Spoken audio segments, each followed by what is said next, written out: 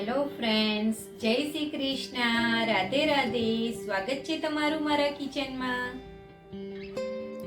તો આજે હું તમારી સાથે શેર કરીશ કેરીને આપણે આખું વર્ષ માટે કેવી રીતે સ્ટોર કરવી, જેનાથી થોડાક સમય પછી કેરીમાંથી સ્મેલ પણ ના આવે અને કેરીનો ટેસ્ટ બિલકુલ પણ ચેન્જ ન થાય અને આખું વર્ષ માટે બિલકુલ પણ બગડે નહીં. તેની બધી જ નાની નાની ટિપ્સ આજે આપણે વિડીયોમાં જોઈશું.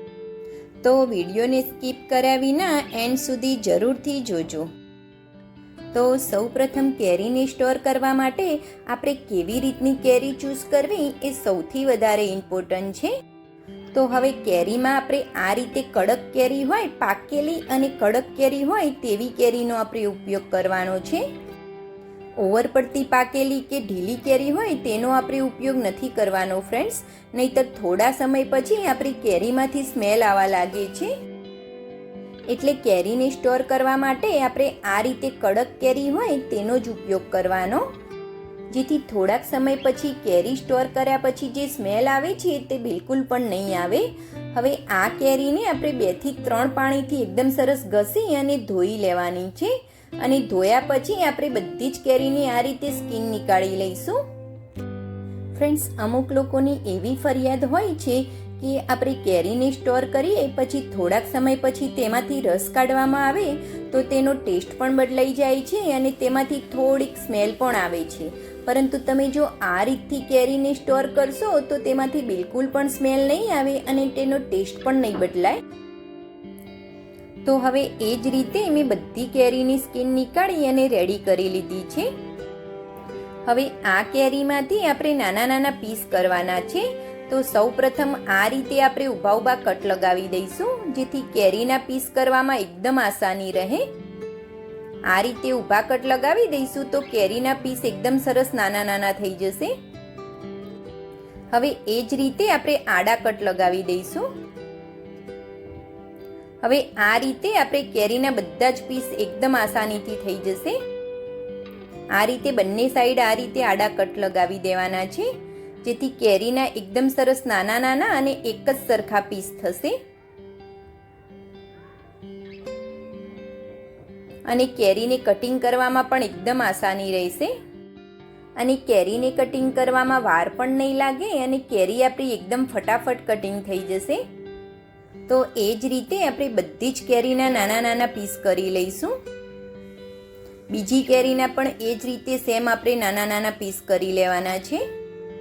ફ્રેન્ડ્સ, આપણે કેરીને સ્ટોર કરવા માટે હંમેશા આ રીતે કડક અને પાકી કેરીનો જ ઉપયોગ કરવાનો. વધારે પડતી પાકી ગયેલી કે ઢીલી પડેલી કેરીનો ઉપયોગ નહીં કરવાનો. તેની જ લીધે આપણી કેરીમાંથી થોડાક સમય પછી સ્મેલ આવવા લાગે છે. એટલે આ રીતે ફ્રેશ કેરી હોય તેનો જ આપણે ઉપયોગ કરવાનો, જેથી આપણી કેરીમાંથી બિલકુલ પણ સ્મેલ નહીં આવે. તો હવે એ જ રીતે મેં બધી જ કેરીના પીસ કરી અને રેડી કરી લીધી છે અને આપણી બધી જ કેરીના પીસ નાના નાના અને એક જ સરખા રેડી થયા છે. હવે તેને આપણે સાઈડમાં રાખી દઈશું. હવે કેરીને સ્ટોર કરવા માટે આપણે આ રીતનું એરટાઇટ કન્ટેનર લઈ લેવાનું છે. તમે તેની જગ્યાએ આ રીતે નાના નાના કન્ટેનરની અંદર પણ ભરી શકો છો, પરંતુ હું વધારે કેરી સ્ટોર કરું છું એટલે તેની જગ્યાએ મેં મોટું કન્ટેનર લીધું છે.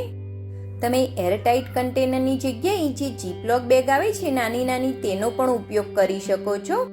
તે વધારે પડતી જગ્યા પણ નથી રોકતી અને જેટલી કેરીનો જરૂર હોય તેટલી જ બેગ આપણે નીકાળવાની રહે છે. મારું એક કન્ટેનર ફૂલ થઈ ગયું છે અને હજુ પણ થોડી કેરી બાકી છે, તો હું તેને નાના કન્ટેનરની અંદર ભરી લઈશ. તો એ જ રીતે મેં બંને કન્ટેનર ભરી લીધા છે અને ઉપરની સાઈડે આપણે થોડીક જગ્યા રાખવાની છે. થોડીક અડધી આંગળ જેટલી આપણે જગ્યા રાખીશું, જેથી કેરીની અંદર બિલકુલ પણ બરફ નહીં જામે. હવે આ કેરીની અંદર આપણે એક સિક્રેટ ઇન્ગ્રીડિયન્ટ્સ એટલે કે ખાંડ ઉમેરવાની છે, જેથી આપણી આ કેરીની અંદરથી બિલકુલ પણ સ્મેલ નહીં આવે કે કેરીનો ટેસ્ટ બિલકુલ પણ ચેન્જ નહીં થાય. અને ખાંડ આપણી કેરીની અંદર પ્રિઝર્વેટિવ્સનું કામ કરશે અને આપણી આ કેરી 1 વર્ષ સુધી બિલકુલ પણ ખરાબ નહીં થાય. આ રીતે આપણે બંને કન્ટેનરની ઉપર થોડી થોડી ખાંડ ભભરાવી દેવાની છે. તો સેમ એ જ રીતે મેં બંને કન્ટેનરની ઉપર થોડી થોડી ખાંડ એડ કરી દીધી છે. હવે કન્ટેનરને આપણે આ રીતે પેક કરી દેવાના છે. બંને કન્ટેનરને આપણે પેક કરી દઈશું. ફ્રેન્ડ્સ, કેરીને આખું વરસ સ્ટોર કરવાની આ રીત જો તમને ગમી હોય તો મારી વિડીયોને લાઈક અને મારી ચેનલને સબસ્ક્રાઈબ કરવાનું બિલકુલ પણ ભૂલતા નહીં. સબસ્ક્રાઈબ કરવું બિલકુલ ફ્રી છે. હવે આ કન્ટેનરને આપણે ફ્રીઝરના ઉપરના ભાગની અંદર રાખવાના છે. આ રીતે જે ઉપરનો ભાગ હોય તેની અંદર રાખવાના છે. બંને કન્ટેનરને આપણે રાખી દઈશું, જેથી કેરી આપણી બિલકુલ પણ ખરાબ થશે નહીં. Thanks for watching. જય શ્રી કૃષ્ણ.